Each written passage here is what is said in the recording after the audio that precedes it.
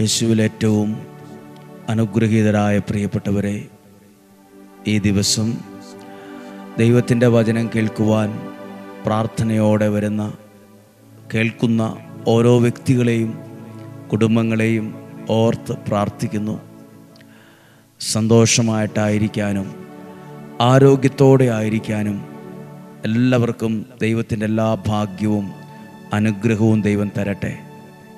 പ്രതീക്ഷയോടെ ആയിരിക്കാം, പ്രാർത്ഥനയോടെ ആയിരിക്കാം. ഈ വചനം കേൾക്കുമ്പോൾ ഒരു പുതിയ അനുഗ്രഹം സ്വർഗത്തിലെ ദൈവം നിങ്ങളുടെ ജീവിതത്തിലേക്ക് തരട്ടെ. ഒരു പുതിയ അനുഗ്രഹം, ഒരു പുതിയ നന്മ, എണ്ണി പറയാൻ കഴിയത്തക്ക വിധമുള്ള ഒരു പുതിയ നന്മ ദൈവം തരട്ടെ. ഡെയിലി ബ്ലെസ്സിങ്ങിലൂടെ വചനം കേൾക്കുന്ന, ഇതയച്ചു കൊടുക്കുന്ന അനേകർക്ക് ഈ വചനം എത്തിച്ചു കൊടുക്കുന്ന ദൈവകരങ്ങൾക്ക് തുല്യമായ കരങ്ങൾ, ശുശ്രൂഷകരുടെ കരങ്ങളുണ്ട്. ഒരുപാട് അമ്മമാർ, അപ്പച്ചന്മാർ, സമൂഹത്തിൽ ഉയർന്ന നിലയിലും സാധാരണ നിലയിലും ഒക്കെ ഉള്ളവർ ഈ വചനത്തെ എത്രയോ കുടുംബങ്ങളിലേക്കും ജീവിതങ്ങളിലേക്കുമായി എത്തിക്കുന്നത്. എത്രയോ ശുശ്രൂഷകരെയാണ് ഇന്ന് ദൈവം വളർത്തി ഉയർത്തിയത്. ദൈവത്തിൻ്റെ വചനം കൊടുക്കുന്ന കരങ്ങൾ ദൈവകരങ്ങൾക്ക് തുല്യമാണ്. ദൈവം നിങ്ങളെ സമർത്ഥമായിട്ട് അനുഗ്രഹിക്കട്ടെ. ഇന്നൊരു കാര്യം ശ്രദ്ധിക്കുകയാണ്. ദൈവത്തിൻ്റെ വചനത്തെ അല്ലെങ്കിൽ ദൈവം തരുന്നതിനെ വിലയുള്ളതായി കണ്ടാൽ നിൻ്റെ ജീവിതവും വിലയുള്ളതായി മാറും. ദൈവം തരുന്നതിനെ അല്ലെങ്കിൽ ദൈവത്തിൻ്റെ വചനത്തെ വില കുറച്ച് കാണരുത്. ചെറുതായൊരു വചനമാണെന്ന് തോന്നിയാലും ദൈവം നൽകുന്ന ഒരു സന്ദേശമാണേലും വിലയുള്ളതായി കാണണം. വിലയുള്ളതായി കണ്ടാൽ നിൻ്റെ ജീവിതവും ഭാവിയും വിലയുള്ളതായി തീരും.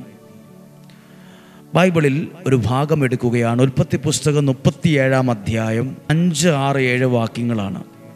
ജോസഫിൻ്റെ ഒരു സ്വപ്നമാണ്. ഒരിക്കൽ ജോസഫിനൊരു സ്വപ്നമുണ്ടായി. അവനത് സഹോദരന്മാരോട് പറഞ്ഞപ്പോൾ അവർ അവനെ കൂടുതൽ വെറുത്തു.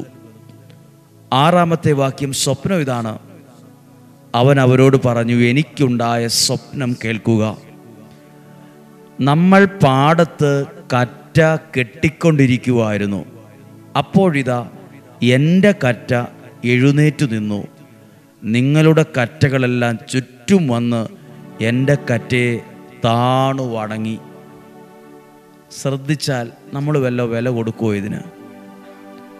പാടത്ത് കൊയ്തു വച്ചിരിക്കുന്ന ഓരോ കെട്ടുകളായി വച്ചിരിക്കുന്ന കറ്റ, നിങ്ങളുടെ കറ്റകളെല്ലാം താഴ്ന്നു നിൽക്കുന്നു, തല താഴ്ത്തി നിൽക്കുന്നു.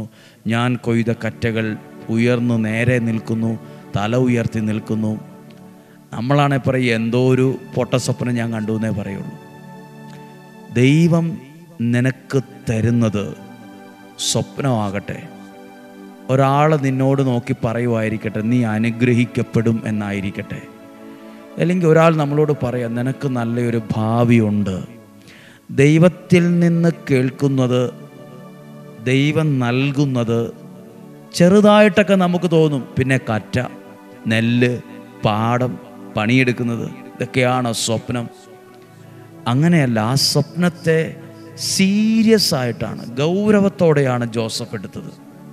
അതുകൊണ്ടാണ് കൃത്യം അത് പറയുന്നത്.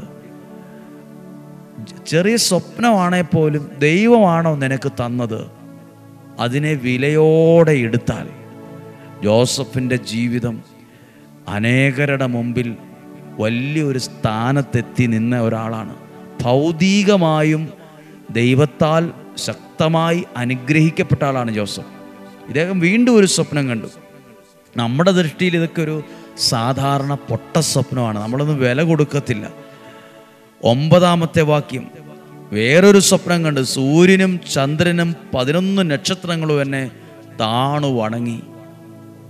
ചുമ്മാ ദിവാസ്വപ്നം കാണുക നമ്മൾ പറയില്ലേ? സൂര്യനും ചന്ദ്രനും നക്ഷത്രങ്ങളും താണു വണങ്ങുന്നു. പിന്നെ ജോസഫ് എന്ന വ്യക്തി ദൈവം കൊടുത്ത സ്വപ്നത്തെ പോലും വിലയുള്ളതായിട്ടാണ് കണ്ടത്.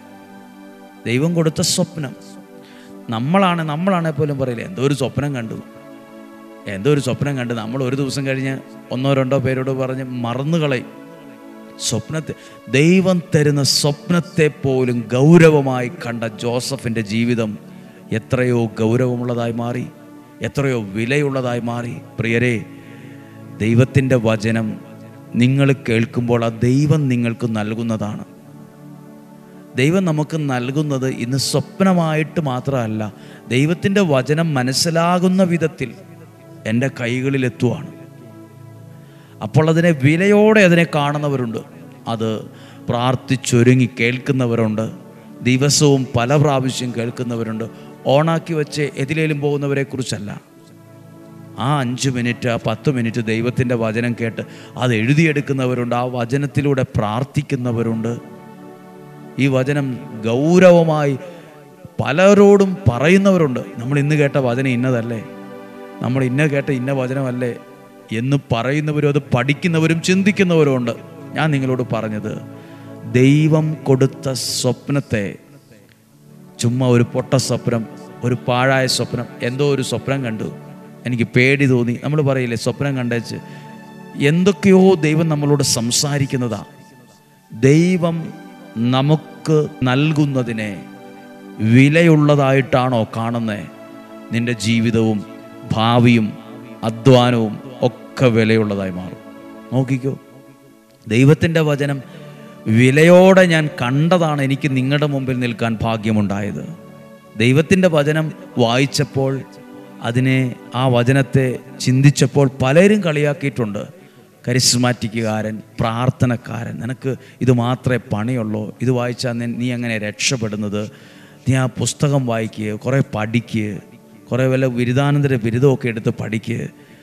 ഞാൻ കൂടുതൽ ഈ വചനങ്ങൾക്ക് വില കൊടുത്തപ്പോൾ, ആ ഒരു കാര്യത്തെ സീരിയസ് ആയിട്ട് എടുത്തപ്പോൾ, ഒന്നുമല്ലേലും നിങ്ങൾക്ക് വേണ്ടി ഈ വചനത്തെ പറഞ്ഞു തരാൻ ദൈവം എന്നെ പ്രയോജനപ്പെടുത്തിയില്ലേ? ദൈവം നൽകുന്ന കാര്യങ്ങളെ വിലയോടെ കണ്ടാൽ എൻ്റെ ജീവിതവും വിലയുള്ളതായി മാറും.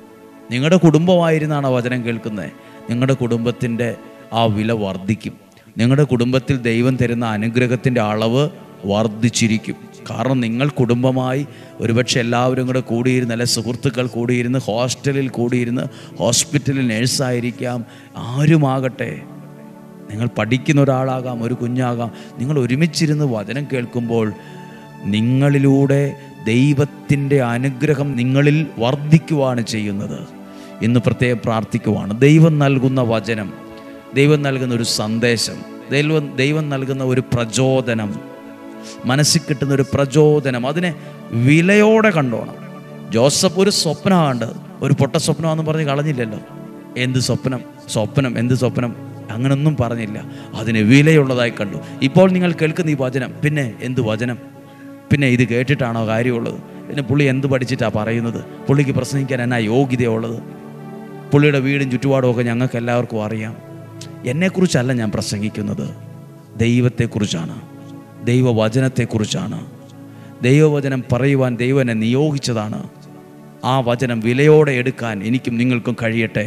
ഒന്ന് പ്രാർത്ഥിച്ച്, കർത്താവേ, അങ്ങയുടെ വചനത്തെ വിലയുള്ളതായി കാണുവാൻ, അത് വിലയോടെ സ്വീകരിക്കുവാൻ കർത്താവേ, എന്നെ കുടുംബത്തെ അനുഗ്രഹിക്കണമേ. എൻ്റെ കുഞ്ഞുങ്ങൾക്ക് ഈ വചനത്തിൻ്റെ വില മനസ്സിലാകാനിടയാകണമേ. ദൈവം നൽകുന്നത് നിസ്സാരമായ ഒന്നാന്ന് തോന്നിയാലും അതിനെ വിലയോടെ കണ്ടാൽ നിൻ്റെ ജീവിതവും വിലയുള്ളതായി മാറും. ഇന്ന് പ്രാർത്ഥിക്കുവാണ്. ഇന്ന് കേൾക്കുന്ന വചനം എല്ലാ ശുശ്രൂഷകരും കേൾക്കുക, എല്ലാ പ്രാർത്ഥിക്കുന്നവരും കേൾക്കുക, എല്ലാ മാതാപിതാക്കളും കേൾക്കുക, എല്ലാ യുവതിയുവാക്കളും കേൾക്കുക, എല്ലാ കുഞ്ഞുങ്ങളും കേൾക്കുക. നിങ്ങൾ ദൈവവചനത്തെ വിലയോടെ സ്വീകരിക്കുമ്പോൾ നിങ്ങൾ ചെയ്യുന്ന കാര്യങ്ങളും വിലയുള്ളതായി മാറും. അത് നഷ്ടമാകത്തില്ല, അത് അനുഗ്രഹത്തിൻ്റെ ഒരു ചുവടുവെപ്പായി അത് മാറും. പരിശുദ്ധാത്മാവ് സഹായിക്കട്ടെ. ഇന്ന് വ്യാഴാഴ്ചയാണ്. ഇന്ന് വൈകുന്നേരം 6:15 വിശുദ്ധ യൂദാശ്ലീഹായുടെ മാധ്യസ്ഥതയിലുള്ള നൊവേനയും പ്രാർത്ഥനയുമുണ്ട്.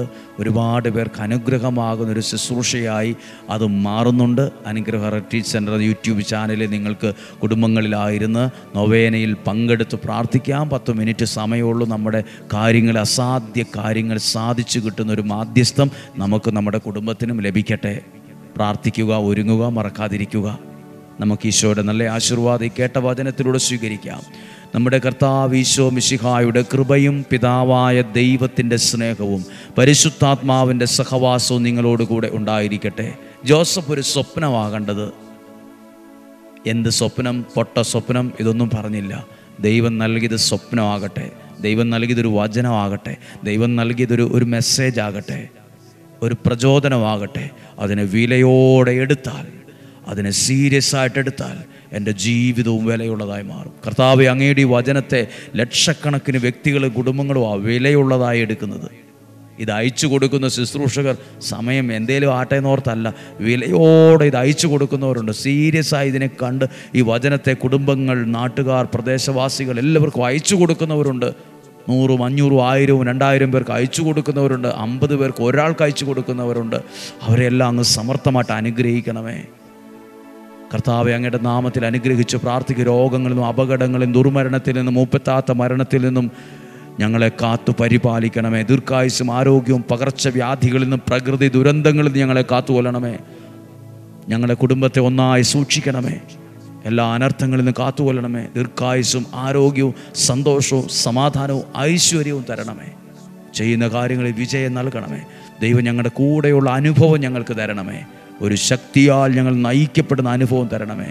ഇന്നും ജീവിക്കുന്ന യേശുവിൻ്റെ നാമത്തിൽ അനുഗ്രഹിച്ചേൽപ്പിച്ച് പ്രാർത്ഥിക്കുന്നു, ഇപ്പോഴും എപ്പോഴും എന്നേക്കും. ആമേൻ. സന്തോഷമായിട്ടിരിക്കാം. വചനം സാധ്യമായ എല്ലാവർക്കും അയച്ചു കൊടുക്കാം. ദൈവം അനുഗ്രഹിക്കട്ടെ. ഇന്ന് നാളെയുമുള്ള ശുശ്രൂഷകളിൽ ഞങ്ങൾ നിങ്ങളെ കൂടി ഓർത്തുകൊള്ളാം, പ്രാർത്ഥിച്ചുകൊള്ളാം. നല്ലൊരു ദിവസം ആശംസിക്കുന്നു. നാളെയും 5:30 കാണുന്നത് വരെ ഉള്ളം കയ്യിലെന്ന പോലെ സ്വർഗത്തിലെ ദൈവം എന്നെയും നിങ്ങളെയും നമ്മുടെ കുടുംബങ്ങളെയും സൂക്ഷിക്കട്ടെ. ആമേൻ.